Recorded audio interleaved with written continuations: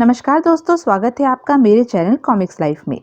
शुरू करते हैं मेजर बलवंत का एक रोमांचक उपन्यास कार में लाश पार्ट 2।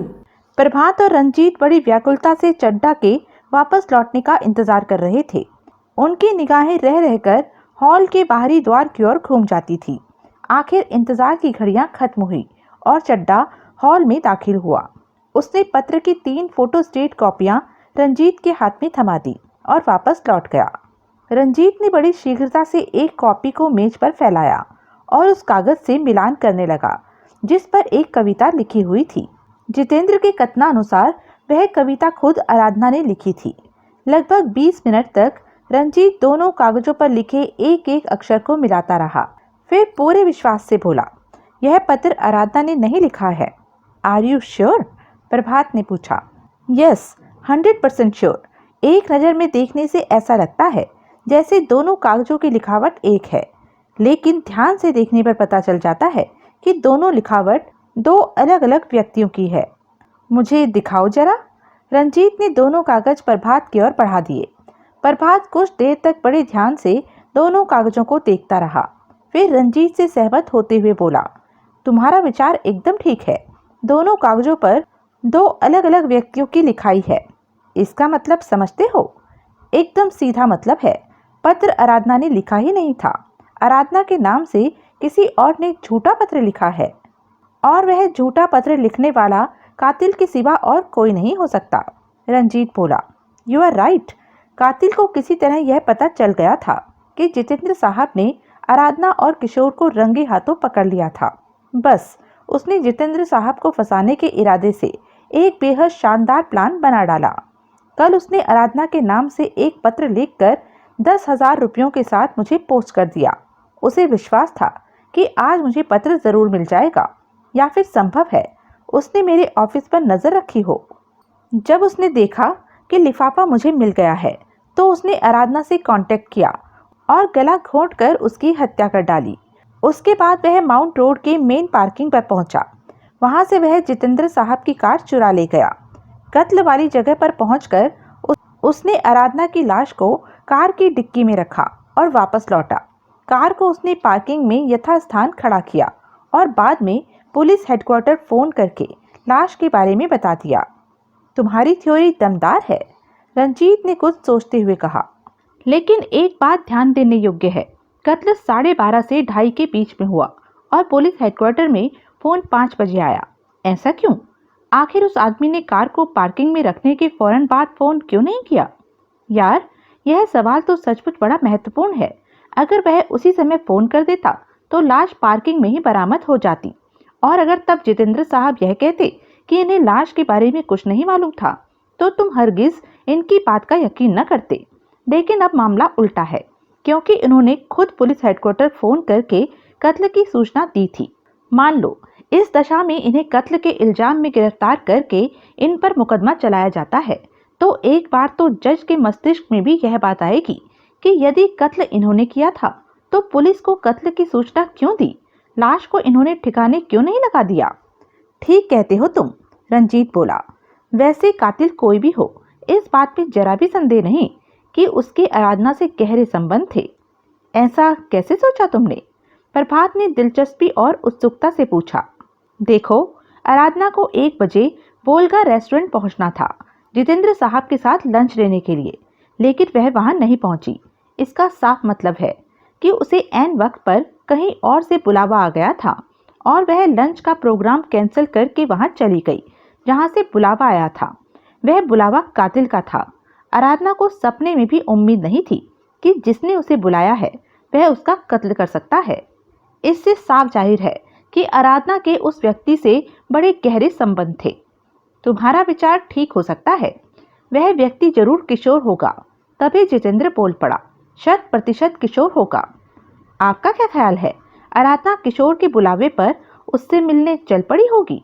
अभी कुछ देर पहले आपने कहा था कि आराधना ने किशोर से मिलने से इनकार कर दिया होगा और इसलिए गुस्से में आकर उसने आराधना का कत्ल कर दिया, प्रभात ने कहा। इस बात का मुझे पूरा विश्वास है कि आराधना उससे अपनी मर्जी से मिलने न गई होगी। जरूर उसने आराधना को किसी तरीके से ब्लैकमेल करके बुलाया होगा।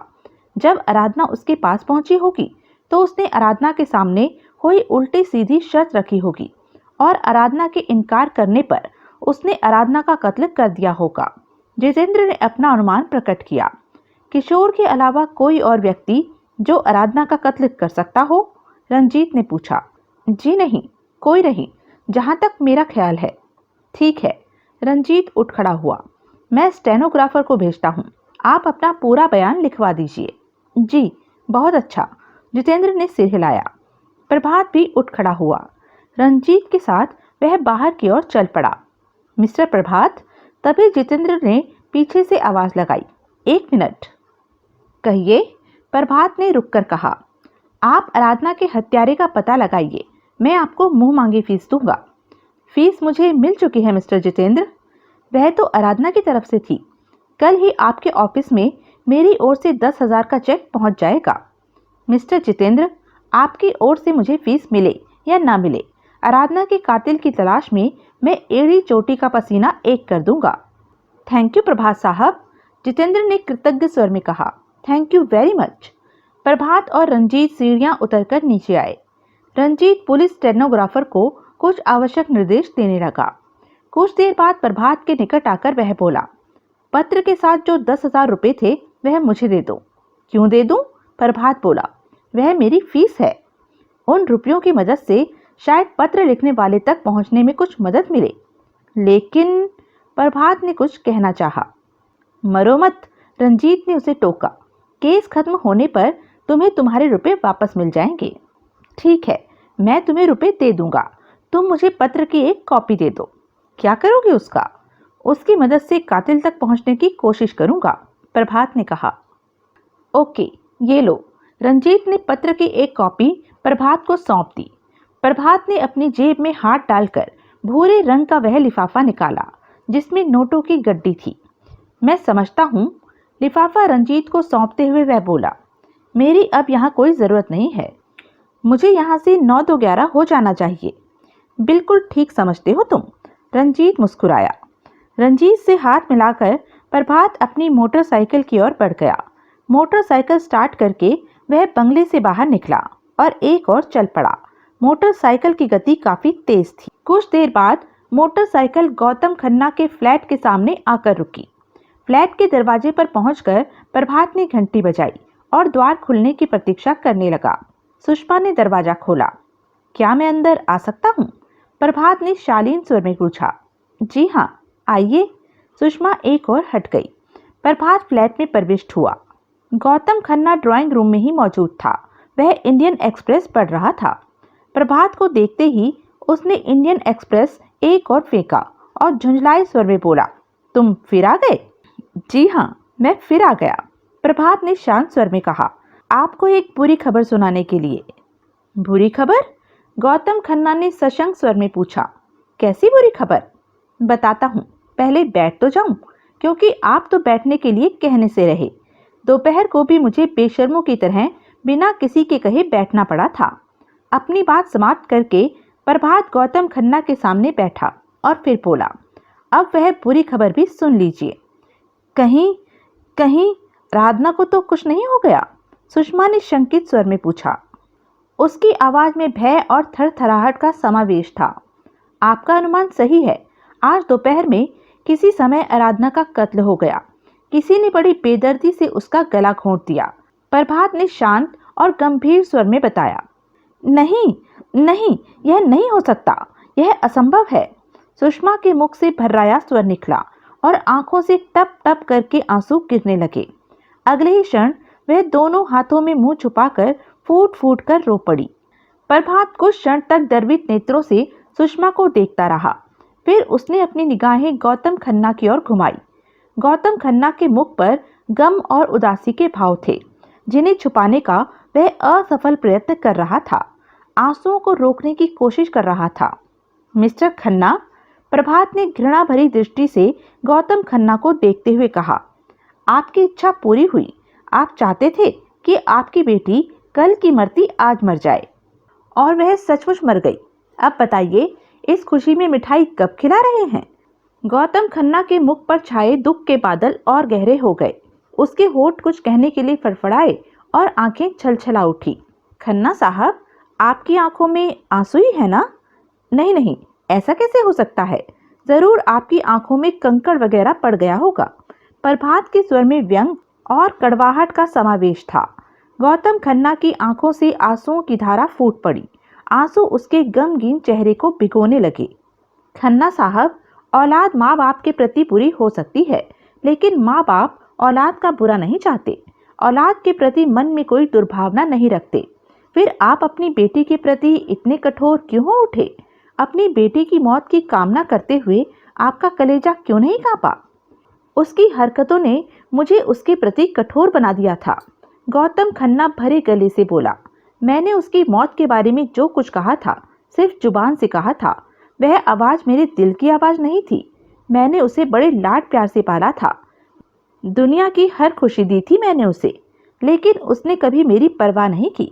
हमेशा अपनी मनमानी करती रही और गलत रास्तों पर चलकर दिनों दिन बिगड़ती चली गई। ओह, प्रभात के मुख से निकला।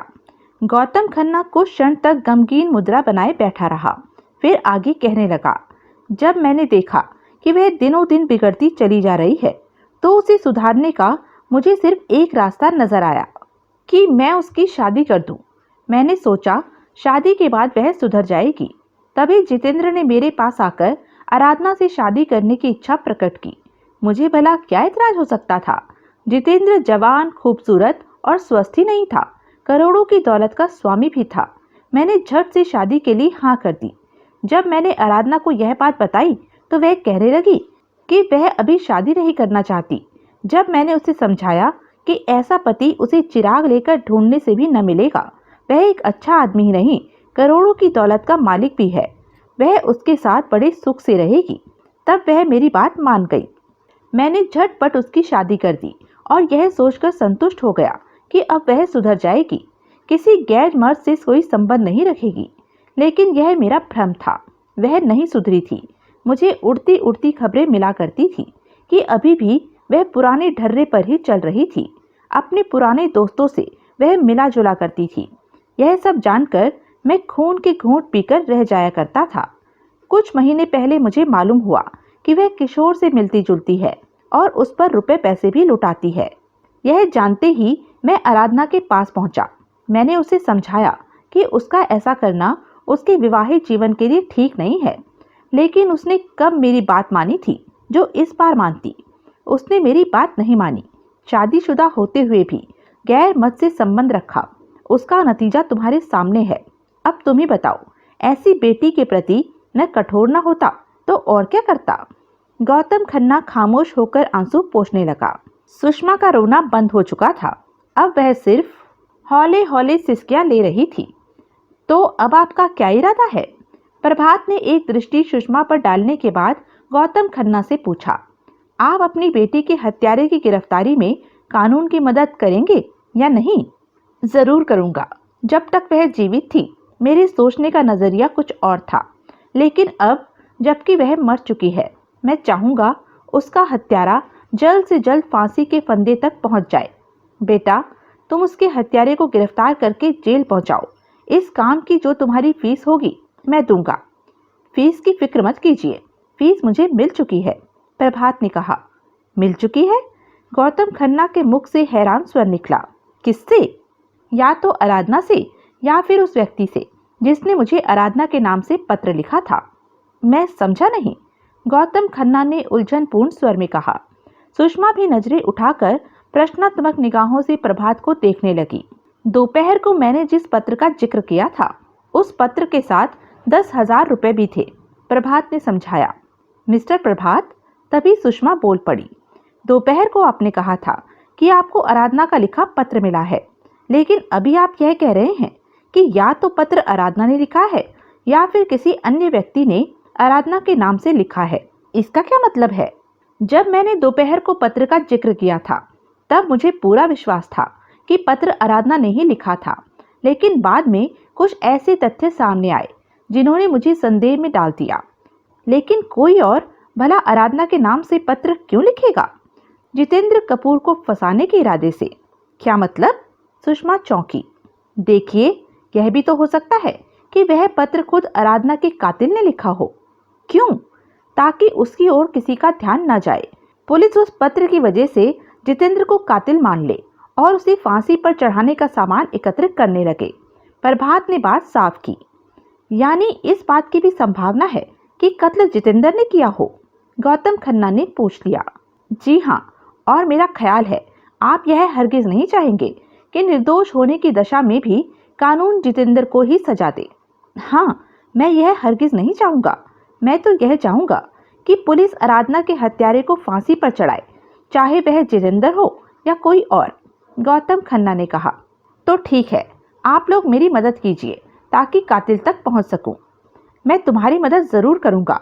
कहो, क्या करना होगा मुझे? सिर्फ मेरे सवालों के जवाब देने होंगे। सही सही, प्रभात ने कहा। मुझे कोई ऐतराज नहीं है, करो सवाल। क्या यह सच है कि 9-10 दिन पहले आराधना यहाँ आई थी? प्रभात ने पहला प्रश्न किया। हाँ, यह सच है, गौतम खन्ना ने उत्तर दिया। वह यहाँ आई थी। आने की वजह उसने बताई थी?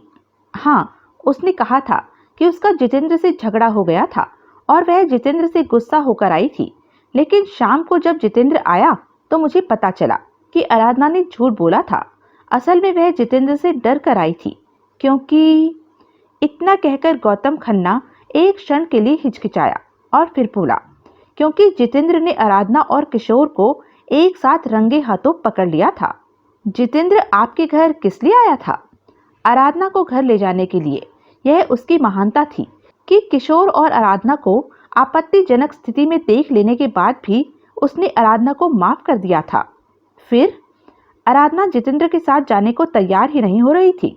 उसे डर था कि जितेंद्र उसकी जान ले लेगा। मुझे आराधना पर गुस्सा आ गया और मैंने उसे घर से निकाल दिया। उसके बाद जितेंद्र उसे समझा बुझाकर घर ले गया। आप किशोर को कब से जानते हैं?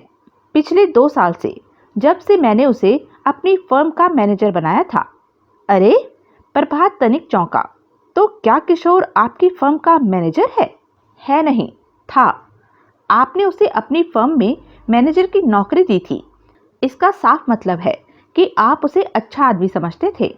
हाँ, मैं सचमुच उसे अच्छा आदमी समझता था। इतना अच्छा कि बड़ी गंभीरता से उसे अपना दामाद बनाने की बात सोचने लगा था। दामाद बनाने की बात? हाँ, मैं चाहता था कि वह सुषमा से शादी करके मेरी फर्म संभाल ले और मैं चैन से घर बैठकर बुढ़ापे के दिन बिताऊं। मैंने उससे इस विषय पर बात भी की थी और उसे इस शादी से इनकार भी नहीं था। लेकिन न जाने कब उस बदमाश की आराधना से मुलाकात हो गई और वह दोनों... इतना कहकर गौतम खन्ना खामोश हो गया। मैं समझ गया, आप आगे बढ़िए। 4-5 महीने पहले मुझे आराधना और किशोर के प्रेम संबंध की खबर मिली तो मैंने दोनों को खूब खरी खोटी सुनाई और किशोर को नौकरी से निकाल दिया। अब किशोर क्या करता है? कुछ भी नहीं, आराधना की दौलत से गुलछर्रे उड़ाया करता था। आप यह सब जानते हुए भी चुप थे? चुप कहाँ था, मैं कई बार किशोर को धमकी दे चुका था कि अगर वह मेरी बेटी के जीवन से न निकला तो मैं उसकी हत्या कर दूंगा। आपकी धमकी का उस पर कुछ असर हुआ? जरा भी नहीं। वह अच्छी तरह जानता था कि मैं डरपोक बुढ़ा उसकी हत्या नहीं कर सकता। गौतम खन्ना मुंह बनाकर बोला। प्रभात खामोश होकर कुछ सोचने लगा।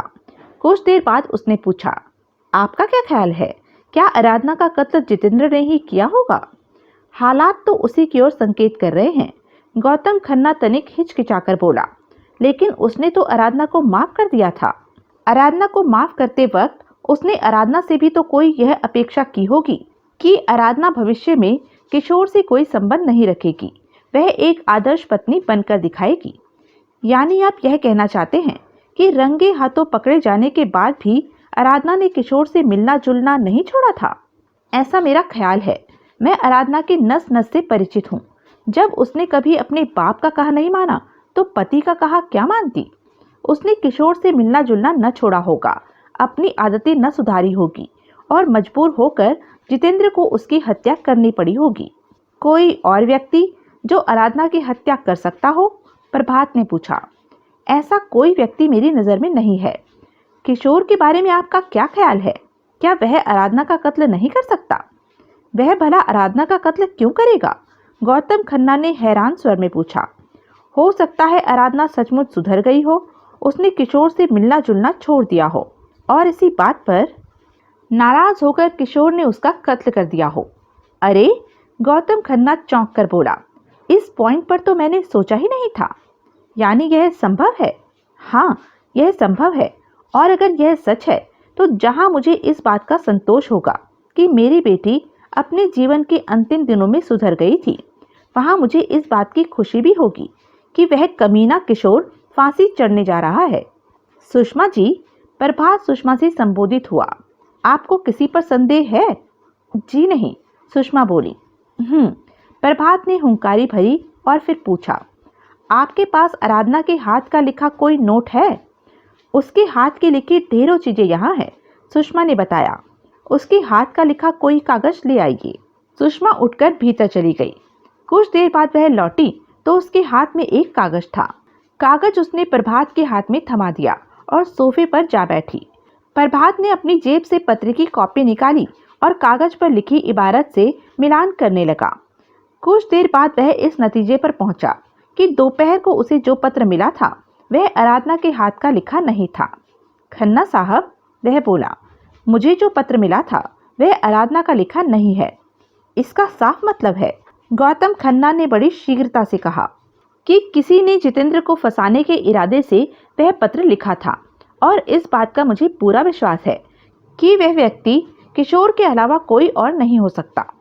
सुषमा जी, पत्र की कॉपी सुषमा की ओर बढ़ाते हुए प्रभात बोला, क्या आप बता सकती हैं कि यह हैंडराइटिंग किसकी हो सकती है? सुषमा ने कागज अपने हाथ में ले लिया और बड़े ध्यान से देखने लगी। कुछ देर बाद वह बोली, यह हैंडराइटिंग तो आराधना की हैंडराइटिंग से मिलती जुलती है। क्या सचमुच यह हैंडराइटिंग आराधना की नहीं है? जी हाँ, यह हैंडराइटिंग आराधना की नहीं है, मुझे पूरा विश्वास है। तब तो कहते कहते सुषमा रुक गई और माथे पर बल देकर कुछ सोचने लगी। क्या हुआ, आप रुक क्यों गई? प्रभात ने महसूस किया कि सुषमा कोई महत्वपूर्ण बात कहते कहते चुप हो गई थी। लेकिन ऐसा कैसे हो सकता है? सुषमा बड़बड़ाई।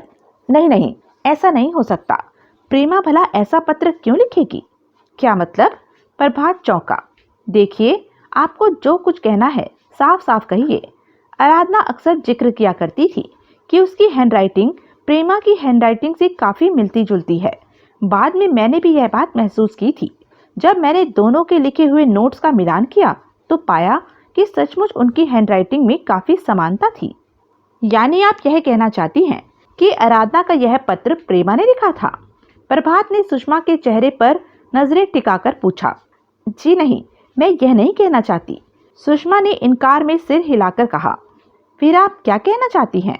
मैं सिर्फ यह कहना चाहती हूँ कि हो सकता है पत्र प्रेमा ने लिखा हो।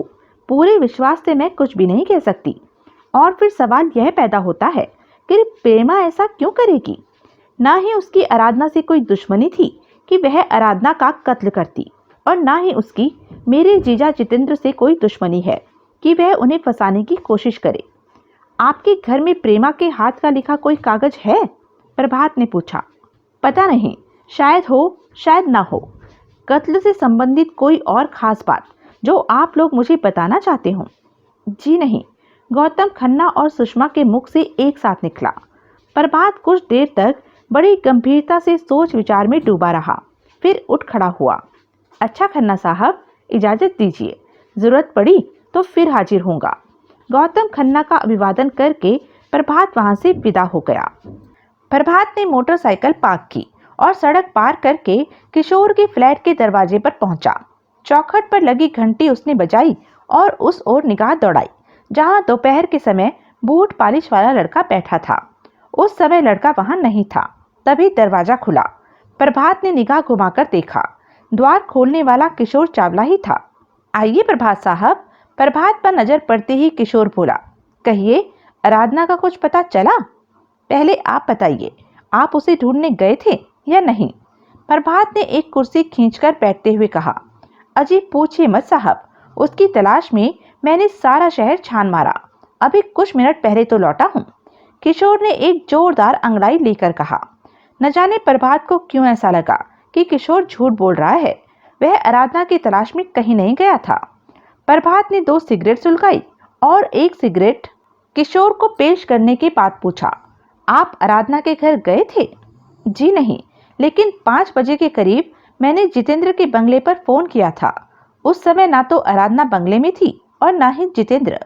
इतना कहकर किशोर क्षण भर के लिए खामोश हुआ और फिर बोला, मिस्टर प्रभात, आपने यह तो बताया ही नहीं कि आराधना मिली या नहीं। किशोर साहब, आराधना मिल तो गई है, लेकिन एक लाश के रूप में। नहीं, किशोर के मुख से विस्फारित स्वर निकला। वह फटी फटी आंखों से प्रभात को देखने लगा। हाँ, आराधना का कत्ल हो चुका है, प्रभात ने बड़ी गंभीरता से कहा। किशोर के चेहरे पर आवेश और क्रोध के भाव आ गए। दांत पीसते हुए वह बोला, मैं उसको जिंदा नहीं छोड़ूंगा। उसने मेरी आराधना का खून किया, मैं उसका खून कर दूंगा। मैं बोटी बोटी कर डालूंगा उस कुत्ते की। आप किसकी बात कर रहे हैं? यह जानते हुए भी कि किशोर जितेंद्र कपूर की बात कर रहा था, प्रभात ने पूछा।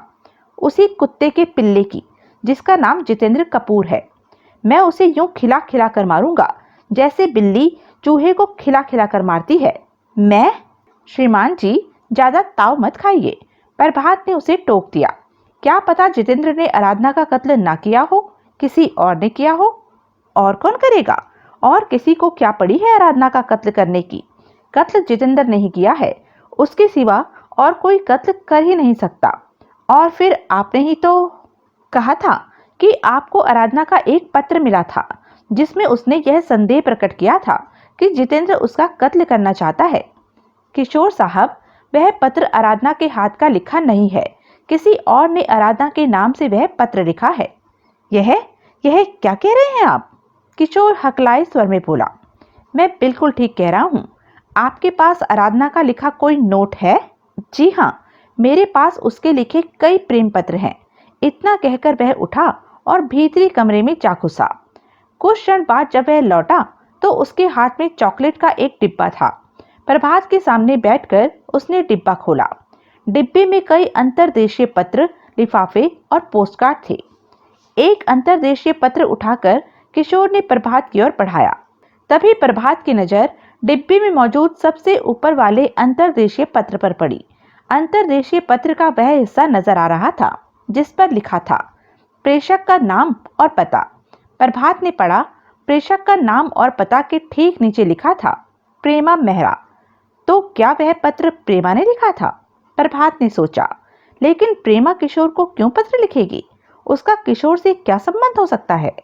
उसने मन ही मन कुछ फैसला किया और किशोर से बोला, किशोर साहब, एक गिलास पानी मिलेगा? क्यों नहीं, जरूर मिलेगा। किशोर उठा और भीतर चला गया। किशोर के जाते ही प्रभात ने झपट्टा मारकर वह अंतर्देशीय पत्र उठाकर अपनी जेब में डाल दिया, जो प्रेमा मेहरा के द्वारा भेजा गया था। उसके बाद उसने अपने पास रखे पत्र की कॉपी निकाली और आराधना द्वारा लिखे गए प्रेम पत्र से मिलाने लगा। तभी किशोर पानी लेकर आ गया। प्रभात ने पानी पिया और फिर बोला, किशोर साहब, अब इस बात में कोई संदेह नहीं रहा कि वह पत्र आराधना द्वारा नहीं लिखा गया था। तो फिर वह पत्र किसने लिखा था? किशोर ने हैरान स्वर में पूछा।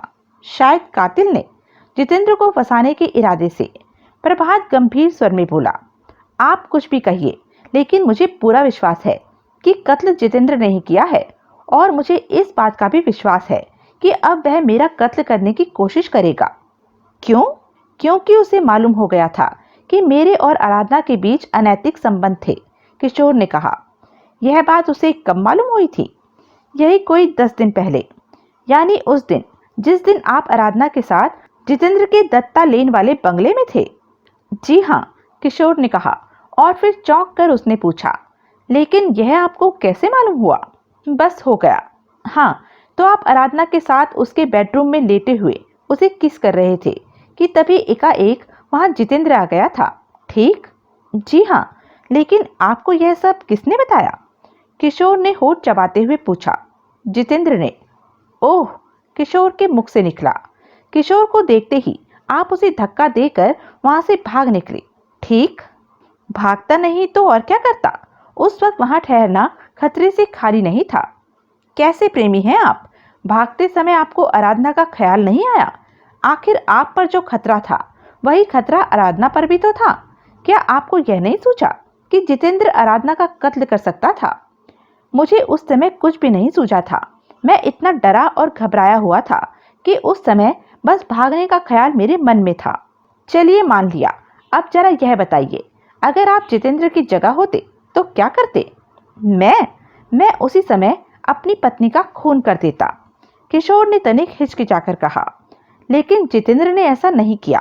सोचिए, जिस आदमी ने अपनी बीवी को उसके प्रेमी के साथ रंगे हाथों पकड़ने के बाद भी उसका खून नहीं किया, वह 10 दिन बाद ऐसा क्यों करेगा? उस घटना के 2 दिन बाद आराधना मेरे पास आई थी और उसने मुझे बताया था कि जितेंद्र ने उसे माफ कर दिया था।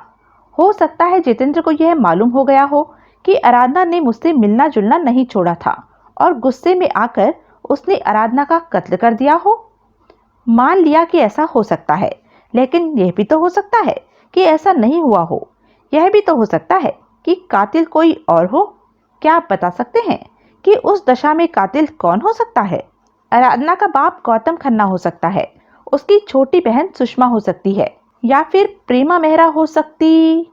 कहते कहते किशोर यूं खामोश हो गया जैसे उसके मुख से कोई गलत बात निकल गई हो। प्रेमा का नाम सुनकर प्रभात चौंका। उसने पूछा, प्रेमा क्यों हो सकती है आराधना की कातिल? नहीं नहीं, प्रेमा नहीं हो सकती आराधना की कातिल, किशोर ने हड़बड़ाए स्वर में कहा। यह बात तो मेरे मुख से गलती से निकल गई।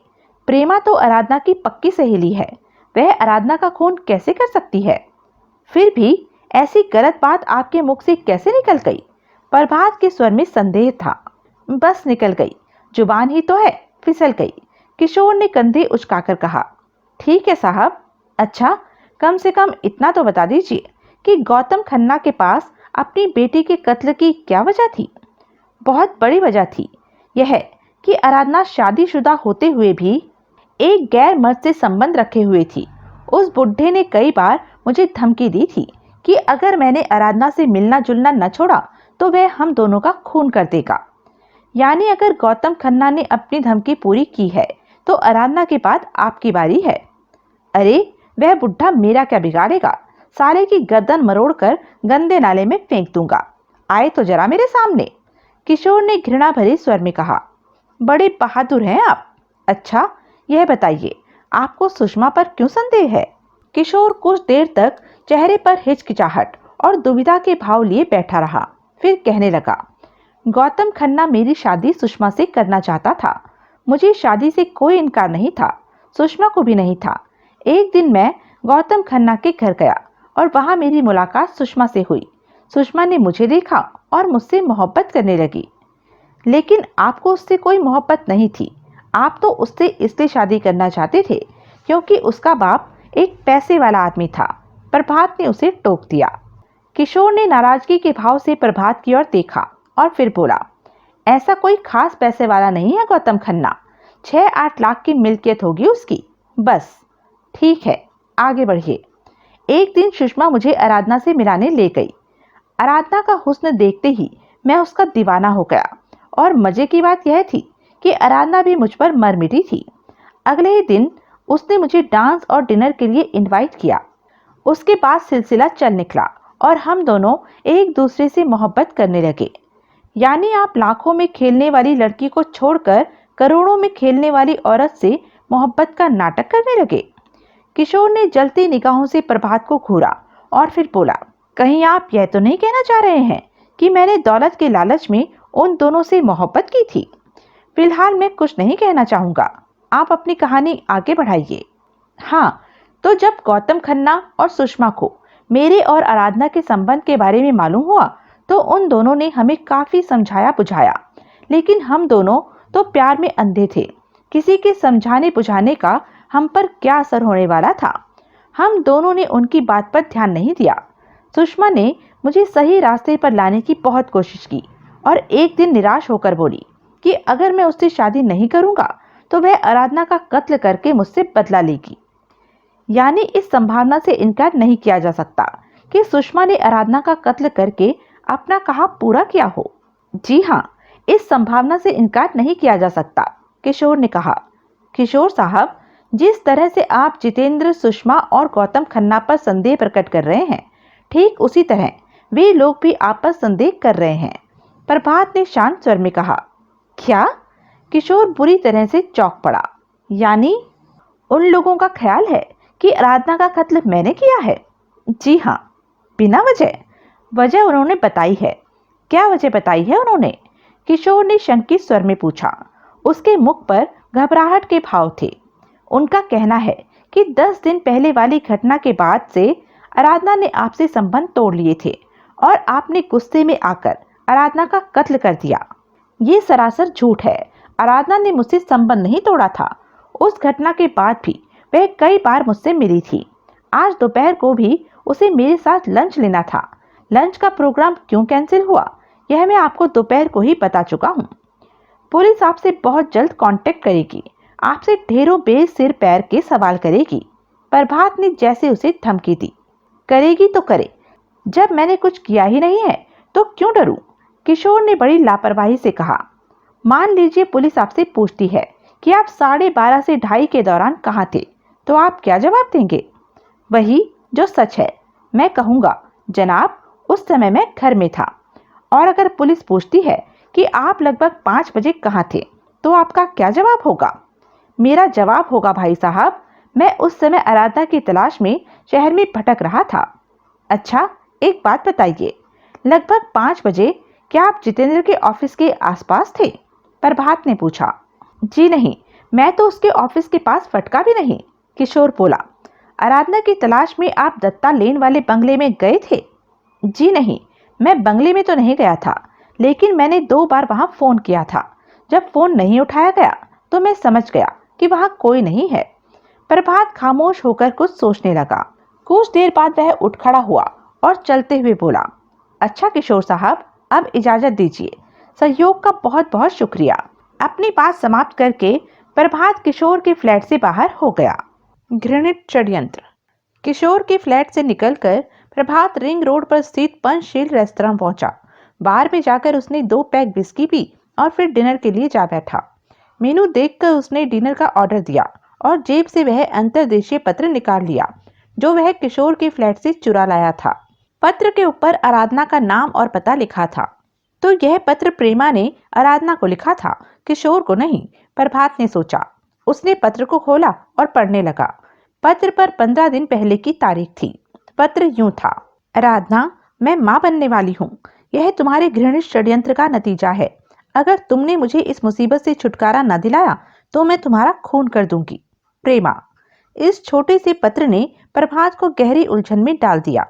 वह समझ नहीं पा रहा था कि अगर प्रेमा मां बनने वाली है तो इसमें आराधना का क्या षड्यंत्र हो सकता है और प्रेमा आराधना का खून क्यों करना चाहती थी। तभी बैराग खाना लगा गया। प्रभात सब बातों से ध्यान हटाकर खाना खाने में जुट गया। खाना खाने के बाद उसने फिंगर बाउल में उंगलियां डाली और नैपकिन से हाथ मुंह पोंछकर कॉफी का ऑर्डर दिया। बैराग कॉफी सर्व कर गया। कॉफी की 2-3 चुस्कियां लेने के बाद प्रभात ने जेब से अपने पास आए पत्र की कॉपी निकाली और प्रेमा के पत्र से मिलान करने लगा।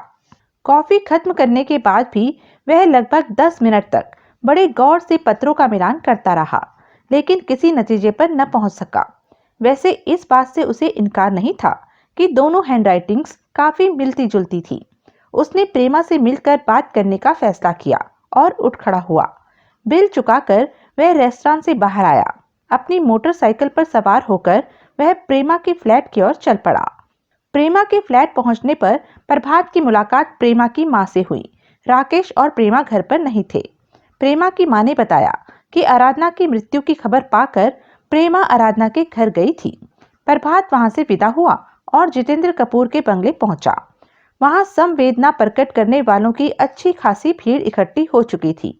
जितेंद्र के रिश्तेदार, मित्र और शुभचिंतक वहां ढेरों की संख्या में उपस्थित थे।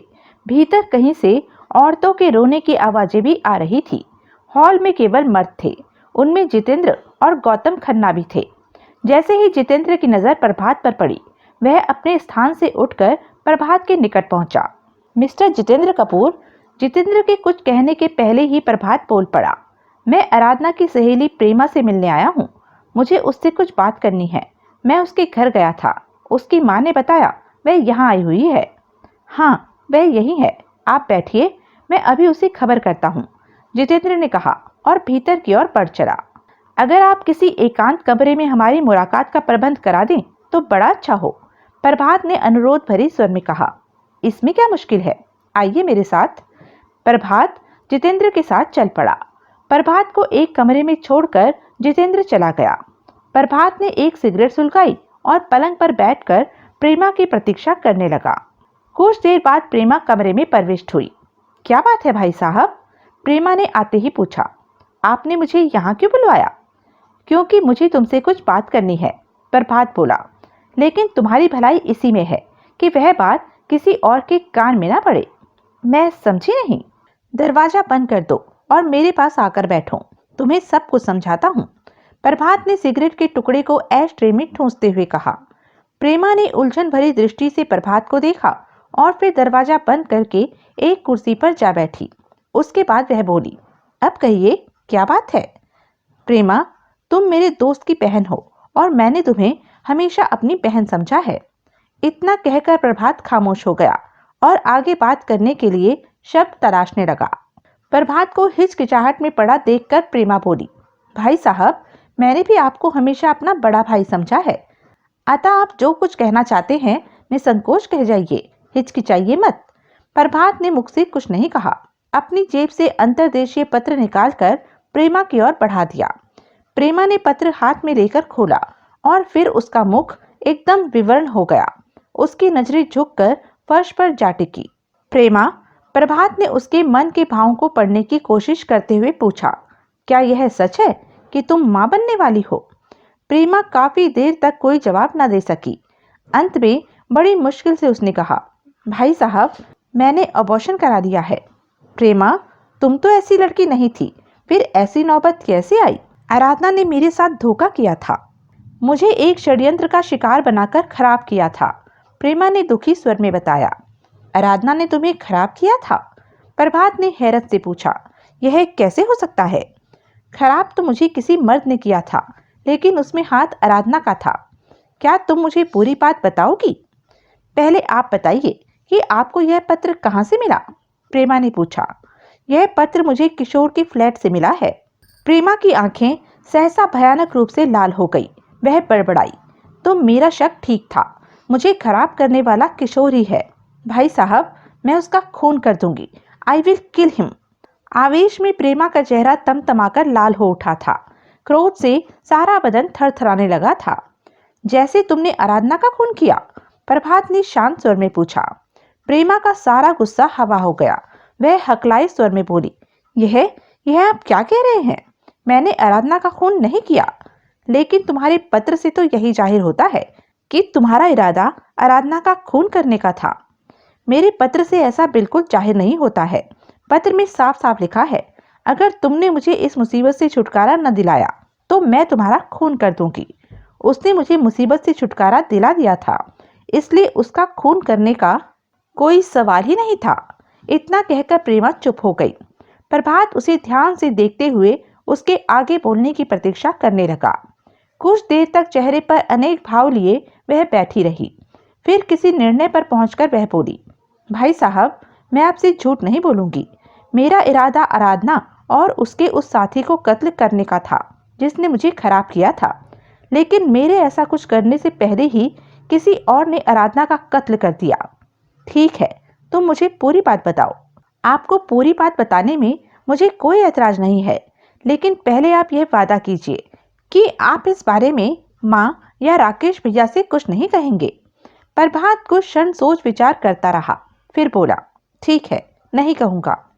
यह बात तो मैं आपको बता चुकी हूँ कि मैं आराधना से कोई संबंध नहीं रखना चाहती थी। मैंने उससे मिलना जुलना भी छोड़ दिया था, लेकिन वह थी कि मुझसे मिलने चली आया करती थी और मैं बचपन की दोस्ती का लिहाज करके चुप रह जाया करती थी।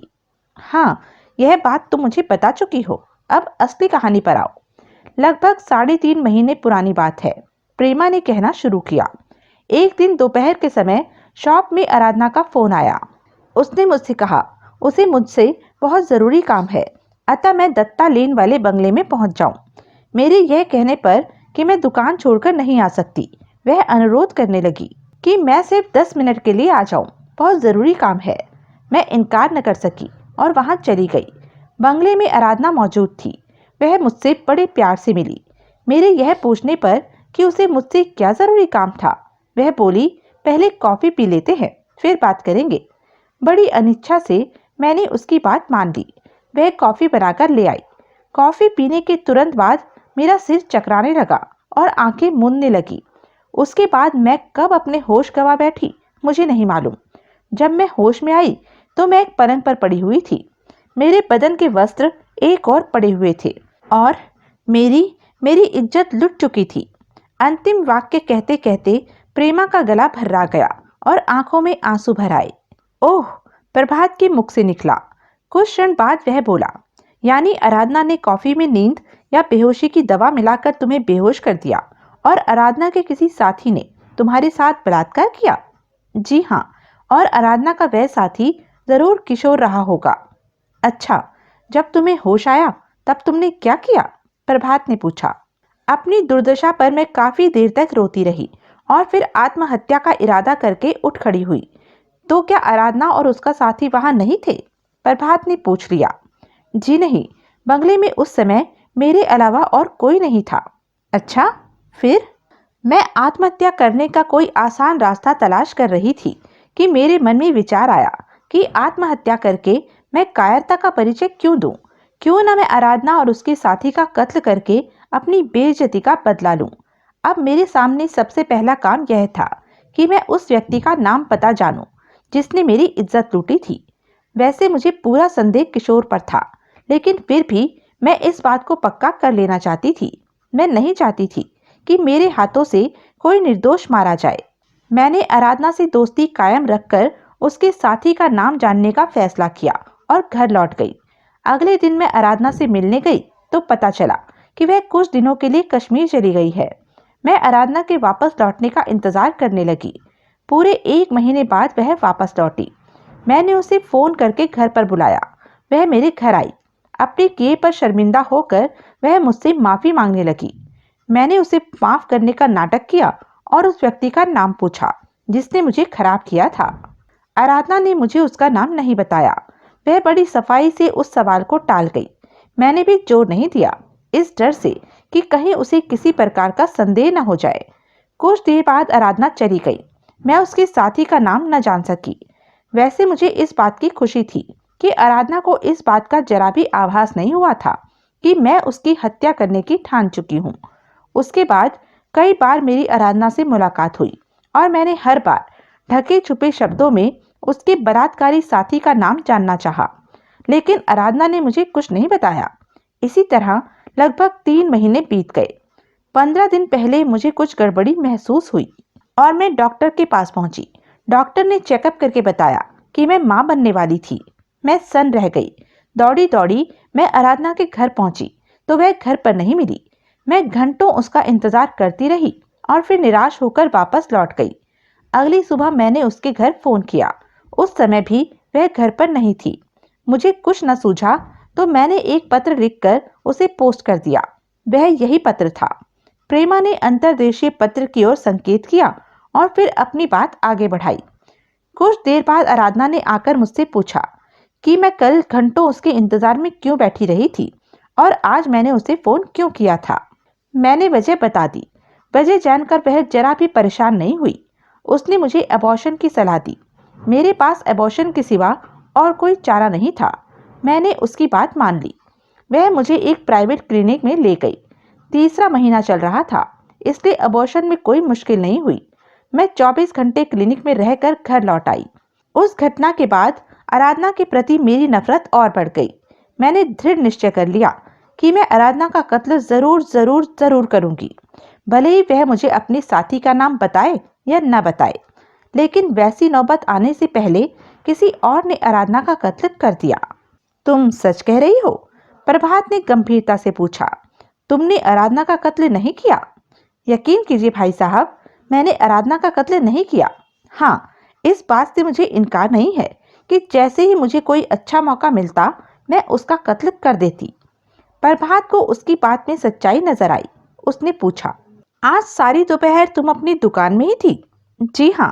मेरे यहाँ आने से पहले तुम कहीं बाहर नहीं गई थी? जी नहीं, मैं 1 मिनट के लिए भी बाहर नहीं गई थी, प्रेमा ने दृढ़ स्वर में कहा। तुम कुछ अनुमान लगा सकती हो कि आराधना का कत्ल किसने किया होगा? जी नहीं, मैं कुछ अनुमान नहीं लगा सकती। क्या जितेंद्र आराधना का कत्ल कर सकता है? प्रभात ने बेहद महत्वपूर्ण प्रश्न पूछा।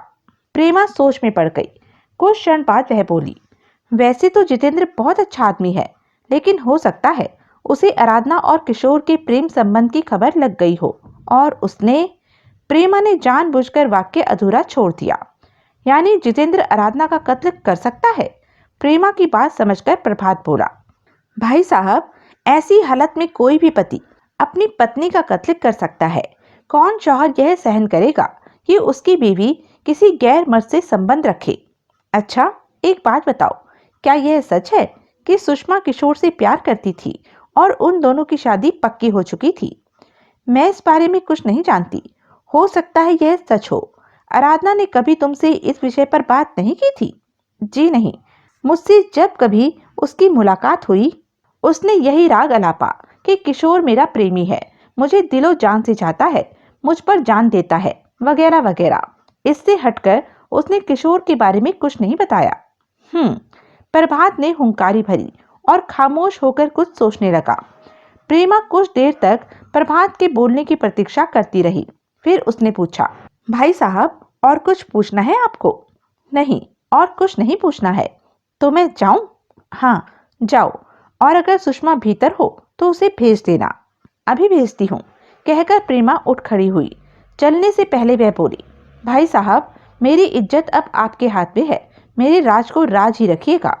तुम बेफिक्र रहो, तुम्हारा राज जीवन भर मेरे सीने में दफन रहेगा। मेरे मुख से तुम्हारी दुख भरी कहानी कोई और नहीं जान सकेगा। थैंक यू भाई साहब, प्रेमा ने कृतज्ञ स्वर में कहा और कमरे से बाहर निकल गई।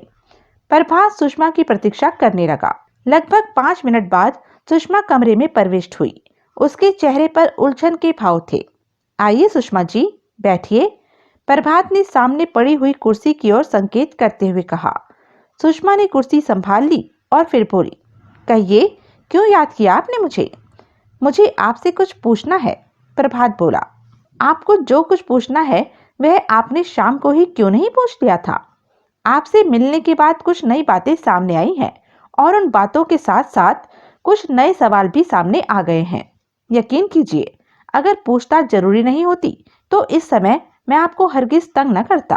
ठीक है, पूछिए, क्या पूछना चाहते हैं आप? क्या यह सच है कि आप किशोर से प्यार करती थी? प्रभात ने पूछा। सुषमा ने चौंक कर प्रभात से नजरें मिलाई और फिर प्रश्न के बदले उसने प्रश्न किया, आपसे यह किसने कहा कि मैं किशोर से प्यार करती थी? किसी ने भी कहा हो। आप यह बताइए, यह सच है या नहीं?